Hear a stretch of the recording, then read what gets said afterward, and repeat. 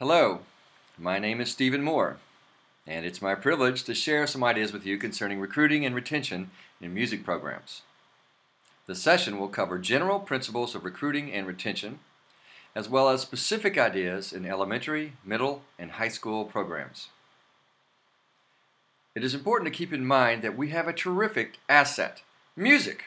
Almost all people love music and have a desire to make music. I've worked with groups that span all ages, from 5th grade through middle school, high school, university, and professional musicians. One core value that they share is a love of playing quality music. Of course, all people will benefit from developing literacy in music, as well as the many external reasons to participate in music groups. Therefore, it is important to recognize that we do people a favor when we sell them on being in a music class. Music educators have a long to-do list, but if you put people at the top of your list, you will have more success. Communication is the most important ingredient in a recipe for success. Marketing experts recommend a minimum of 7 contacts. One letter that arrives in the mail, along with dozens of other pieces, will not suffice. Keep in mind that another essential ingredient in the recipe is an enthusiastic, sincere teacher. Be yourself, but be your most positive, nurturing self. You can say all the right things, but it's how you say them that communicates with the most impact. Some things cannot be forced. Your goal is to attract students to your program through the power of your message and the impact your teaching has on young people. The best parent communication I have ever seen from a teacher happened at the Kansas City Ballet School. My wife and I brought our 2 young kids to the school to meet the teacher, Miss Suzanne. She began with the statement, "I have a master's degree in dance education from the University of Iowa." As a parent, I'm thinking, great, she knows her stuff. Then she said, "I have 2 children the same age as your kids." And as a parent, I'm thinking, good, she understands this age level. And she understands, the child development skills that she needs to have to work with this age level. And then she said, "And I will love your kids." And as a parent, that's very important to have a nurturing environment for your kids. And so now I'm paying the tuition and driving an hour each way on Saturdays for my kids to study with her. And by the way, they're thriving. So all parents want the best for their kids, but they have to balance many competing needs. So it's important for our product, the nurturing of music literacy in young people, to be so amazing that everyone can see it, even those who did not have the benefit of a strong music experience when they were young. Programs succeed when the experience is so terrific that people want it for their kids more than their time or their money.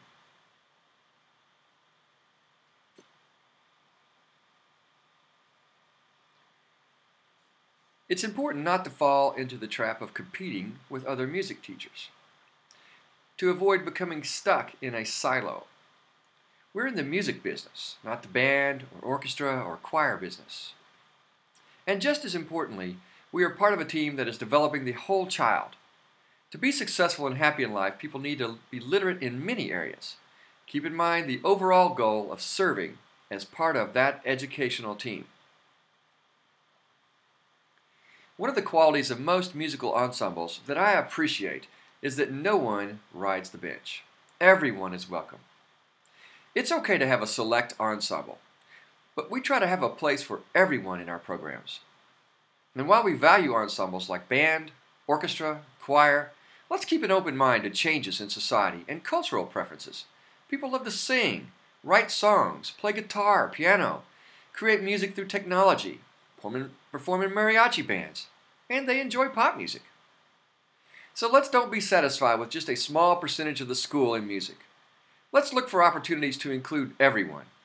Often the band director or choir director may be the music man in the area, the person that is the music expert. And if the music person advocates for more opportunities in music, it's a lot more likely to happen. Cindy Hawkins and I team taught together at Lafayette High School and Jesse Clark Middle School for several years. I learned a lot from her as a musician, an educator, and a person. So when we were trying to build the program, we created a checklist for everything that needed to be done for recruiting, prioritized it, and then promptly ignored the priority and did everything on the list. She did a few things more as she thought of them. Over the period of 5 years, the program grew into one of the largest and most successful in the state and nationally. So be patient. It takes time, and usually a minimum of 5 years. Now that we've discussed some general principles, I would like to provide a word of caution.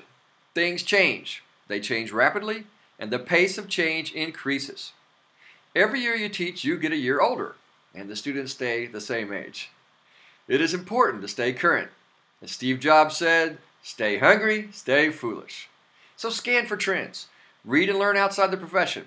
Politicians, business leaders, religious leaders, marketing specialists, athletics, educators, and even artists. Learn, adapt, steal ideas if it will get more kids in music. One of the most important recruiting tools you have is keeping your current students in the program. Students will fight to stay in a group that engages them.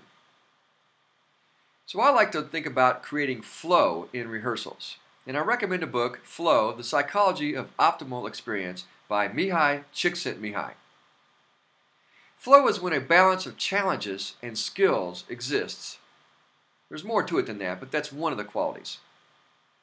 So you want to challenge and engage students through music literacy or comprehensive musicianship activities.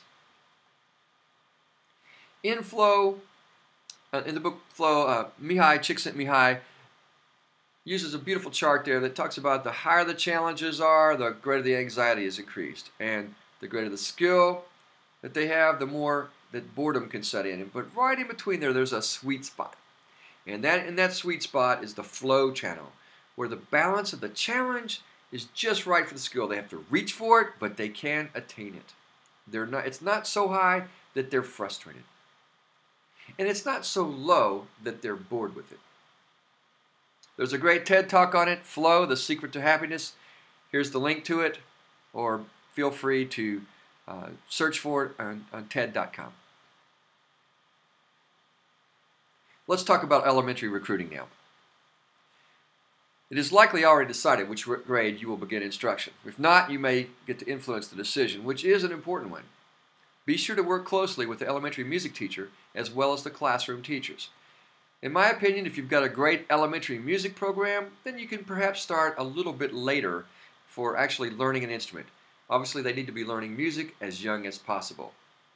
And we know the famous Kodai statement that when you begin music instruction, 6 months before the birth of the mother. But one of the reasons you don't want to start instrumental music education too soon in the elementary schools is that each year there's a little bit of dropout. So you want to be really careful about that and start it at the right time. Now, sometimes that's grade 4, sometimes it's grade 5, grade 6. We came into a decision to start the strings in the grade 4 and the band instruments, the brass, the woodwinds, and percussion in grade 5. That worked for us in Fayette County schools. I've seen some places now that with the advent of the middle school concept where they begin in the 6th grade as they enter the middle school. That kind of takes it out of the elementary school. That works in some situations quite well. So all things for consideration.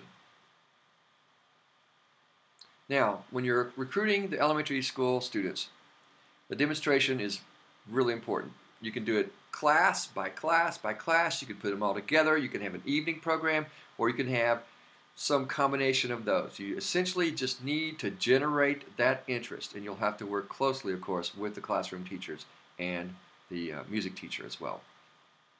There is a terrific resource, and there's no reason for me to replicate that now. I highly recommend that you go to the NAMM Foundation Music Achievement Council website. Terrific article on recruiting.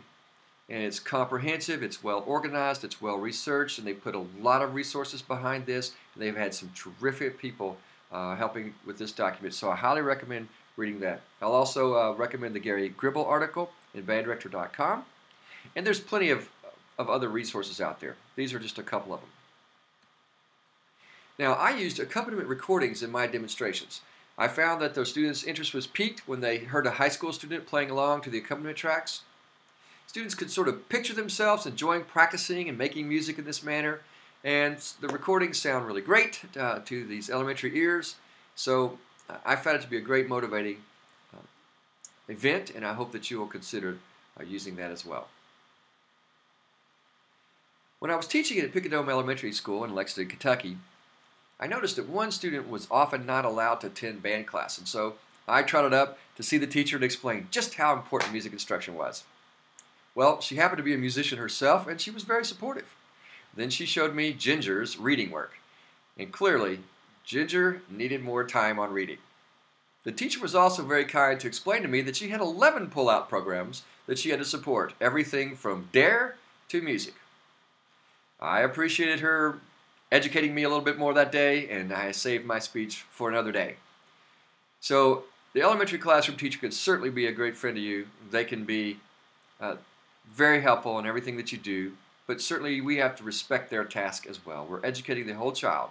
We've got to be aware of all their knowledge and skill goals. So music's certainly important, but it's not the only class.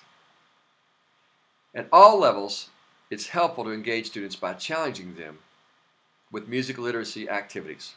Avoid teaching to just the bottom of the class, but reach out to all levels of accomplishment. Work closely with elementary, middle, and high school teachers to develop a pyramid approach to the curriculum and the activities for the music students. Design activities in a manner that there is always something to look forward to at the next level. Part of the success of any program is measured in how many students continue to the next level. And that's true for high school people as well as university people. Do they continue to be lifelong lovers of music and participants in music? So we certainly want to think of ourselves as a partnership, K through 16 at the minimum. Early childhood through university, cradle to grave, womb to tomb. Embracing and partnering with Kodály teachers as well as community band leaders. Now, let's avoid the kingdom building. And that happens when something just, so great at one particular level that nothing could possibly eclipse it, and this is to develop this own little kingdom, and so there's no reason for the students to really go on. I've seen this at multiple levels. I've seen, massive junior high school band marching down a parade route, full uniforms, everything, 200 people. Such an incredible experience, and when the band that followed them, the high school band that followed them, came along, it was sort of a ragtag group of 35 or 40 people. They managed to build a kingdom at the middle school, but unfortunately, it didn't continue on into the high school and on into life. We've seen the same thing at high school levels, where students become so burned out that they don't continue on to the college level. So let's just think about music for a lifetime, not a halftime. Now, dropouts occur often between grade levels, and especially when changing schools. So this is where students really need to take on a detailed analysis and work closely with counselors, communicate with parents and students. Measure the percentage that you retain between grade levels. Really look out for that big dropout rate and do everything you can to minimize that situation.